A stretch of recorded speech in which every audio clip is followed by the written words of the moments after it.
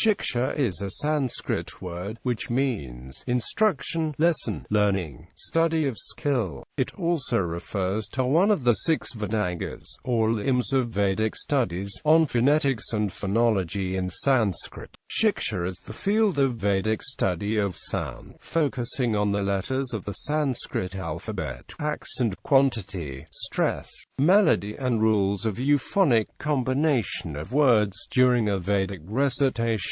Each ancient Vedic school developed this field of Vedanga, and the oldest surviving phonetic textbooks of the Pratishakyas, the Untitled Chapter and Articulation Shiksha, are examples of extant ancient manuscripts of this field of Vedic studies. Shiksha is the oldest and the first auxiliary discipline to the Vedas maintained since the Vedic era. It aims at construction of sound and language for synthesis of ideas, in contrast to grammarians who developed rules for language deconstruction and understanding of ideas. This field helped preserve the Vedas and the Upanishads as the canons of Hinduism since the ancient times, and shared by various Hindu traditions. Etymology Shiksha literally means instruction, lesson, study, knowledge, learning, study of skill, training in an art. It also refers to one of the 6 Vedangas, which studies sound, Sanskrit phonetics,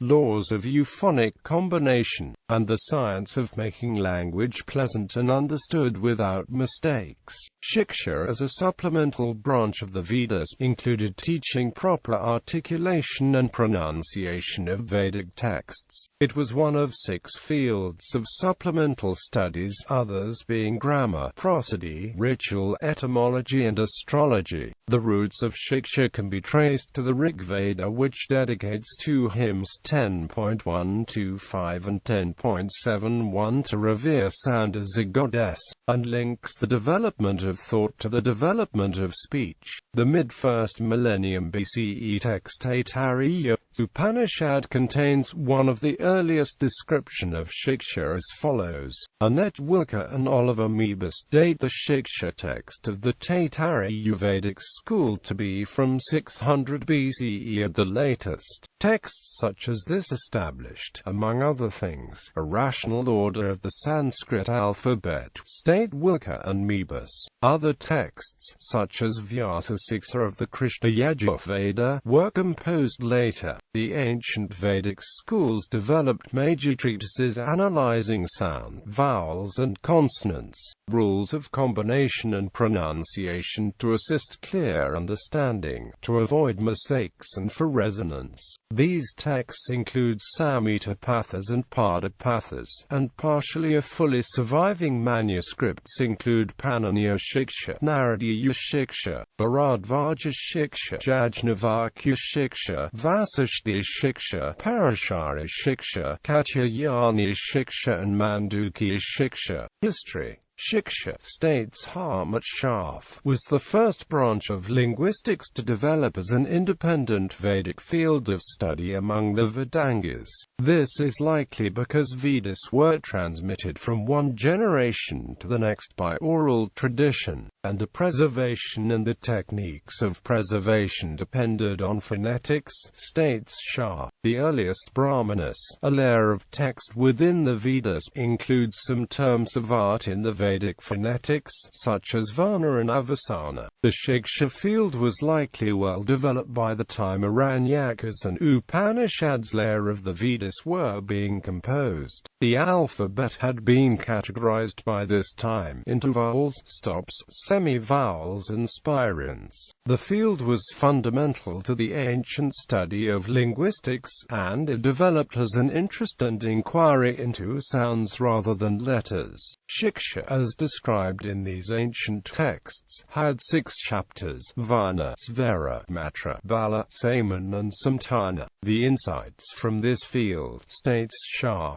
without doubt was applied by Vedic scholars to the art of writing. It also impacted the development of Indic scripts and evolution of language in countries that sought Indian texts or were influenced by Indian religions. According to Scharf and other scholars, the insights developed in this field over time likely also influenced phonetic scripts in parts of East Asia, as well as Arabic grammarian Halil in 8th century CE. Discussion. The Shiksha field of Vedic studies arranged the Sanskrit alphabet in a rational order, state Wilka and Mebus, each mapped to the anatomical nature of human sounds, from the back to the front, throat, palate, palatal ridge, teeth and lips. The letters of the Sanskrit alphabet were further organized by the Vedic scholars into a magic square, making symmetrical and resonant alternate readings of the letters possible, such as top to bottom in addition to left to right. Further, the Shiksha scholars added mudra to go with each sound, thereby providing a visual confirmation and an alternate means to check the reading integrity by the audience, in addition to the audible means. These mudras continue to be part of the classical Indian dance tradition. This interplay of the gesture and sound in Sanskrit recital, state Wilka and Mebus, is similar to the gesture of a conductor and the sound produced by music players in any classical orchestra. In Sanskrit, the posture of the performer is an added dimension to those of pronunciation and gesture. Together these empowered muscular memory with acoustic memory in the Hindu tradition of remembering and transmitting Sanskrit texts from one generation to the next. State Wilka and Mebus. The methodical phonetic procedure developed by Shiksha helped preserve the Vedas without the slightest variance in the most faithful way possible. It made the Vedas and embedded principal Upanishads the canonical scriptures of Hinduism. The rules and symmetric of Shiksha helped the student to master enormous volumes of knowledge, and use the embedded codes and rules to self-check his memory. However, state Wilka and Mebus, the Shiksha methodology has been not just highly technical, it has strong aesthetic, sensuous, emotive dimension, which foster thinking and intellectual skills in a participatory fashion. The reciter's mind and body are engaged, making language and sound as an emotional performance. The study of phonetics functioned to transform a Vedic text, which traditionally was composed as language music, into a musical performance. Individual sounds in the Sanskrit have independent personalities, and the reciter helps develop their character and the timbre. State Wilka and Mebus. Naradiya Shiksha, a phonetics treatise on the Sama Veda, explains this aspects of phonology with various similes, such as, just as a tigress takes her cubs tightly in her teeth without hurting them, whilst fearing that she might drop them and injure them, so one should approach the individual syllables. Pratishakyas are the oldest Shiksha text books of each branch of the Vedas. Later Shiksha texts are more specialized and systematic, and often titled with suffix Shiksha, such as the Naradiya Shiksha, Vyasa Shiksha, Pari Shiksha and Sarvasamata Shiksha. The Pratishakyas, which evolved from the more ancient Vedic texts Padapathas around 800 BCE, deal with the manner in which the Vedas are to be enunciated.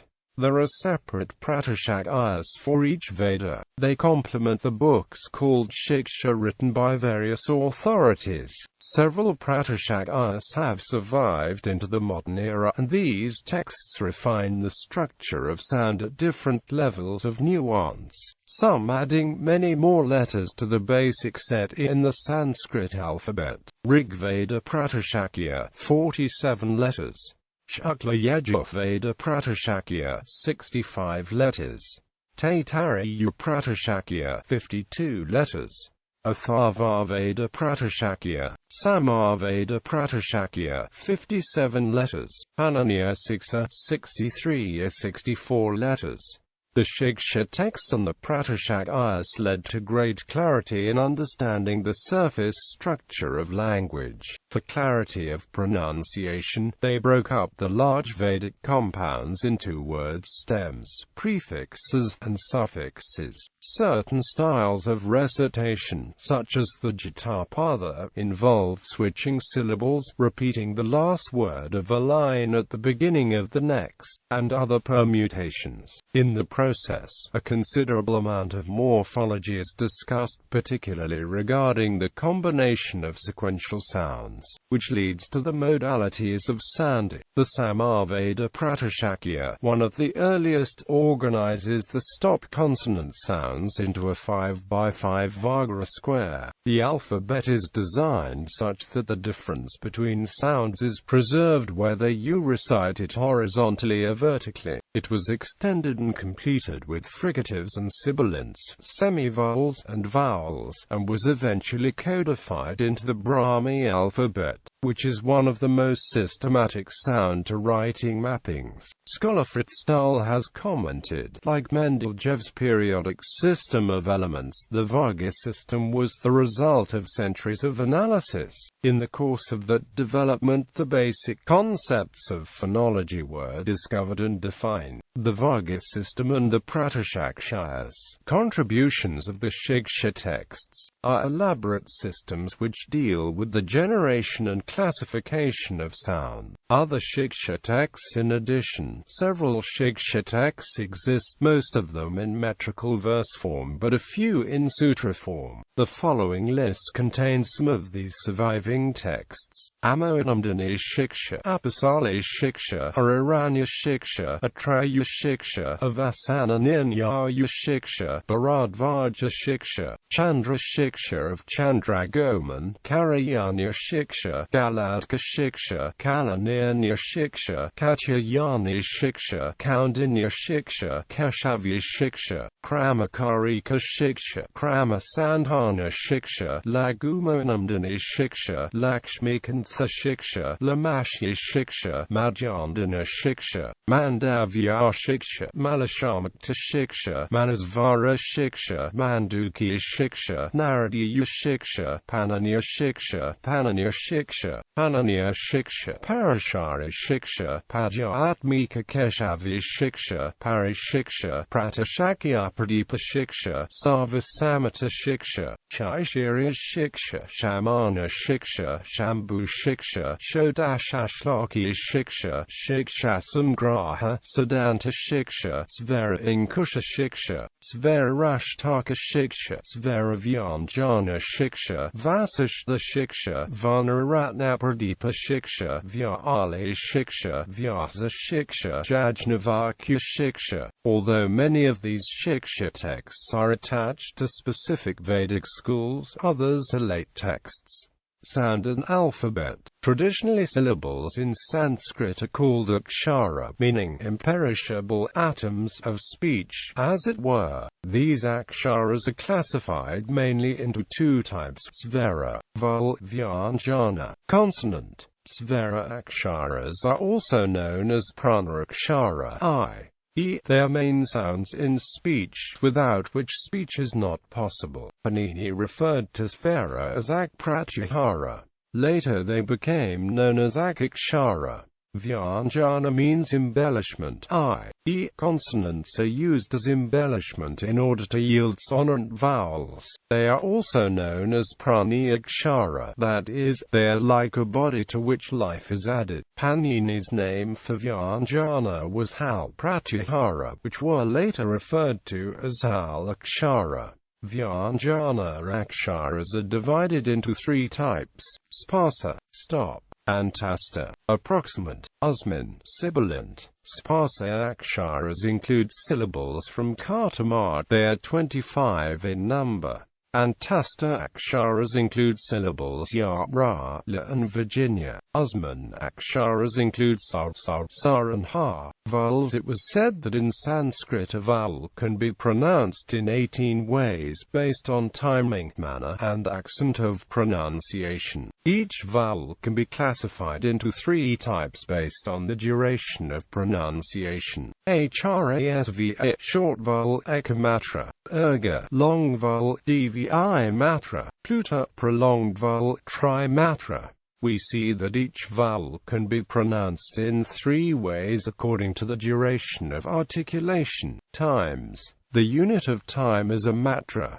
Each vowel can be further classified into 2 types based on the manner of pronunciation. Mukha, oral, nashika, nasal. Each vowel can also be classified into 3 types, that is, pronounced in 3 ways based on accent of articulation. This feature was lost in classical Sanskrit, but used in reciting Vedic and Upanishadic hymns and mantras. Udatta, high pitch; anudatta, low pitch; sverita, descending pitch articulation. Generally, in articulatory phonetics, the place of articulation of a consonant is the point of contact, where an obstruction occurs in the vocal tract between an active articulator and a passive articulator. But according to Indian linguistic tradition, there are 5 passive places of articulation: Kanthya, Vela, Talavya, palatal, murdhania, retroflex, dantu, dental, osthya, labial. Apart from that, other articulations are combinations of the above 5 places: dantorthya, labiodental, cantartalavya, e.g., diphthongy, cantosthya, labial. Vela. There are 3 active places of articulation: jivamula, tongue root, for vela; jivamadhya, tongue body, for palatal; jivagra, tip of tongue, for cerebral and dental; adhostha, lower lip, for labial. Effort of articulation is of 2 types for consonants: bahya prayudna, external effort sprsda, plosive shat sprsda, approximant shat samirta, fricative abhyantara prayudna, internal effort alpaprana, unaspirated; mathaprana, aspirated; vasa, unvoiced; nada, voiced. Articulation of consonants. Articulation of consonants will be a logical combination of components in the 2 prayudnas. The below table gives a view upon articulation of consonants.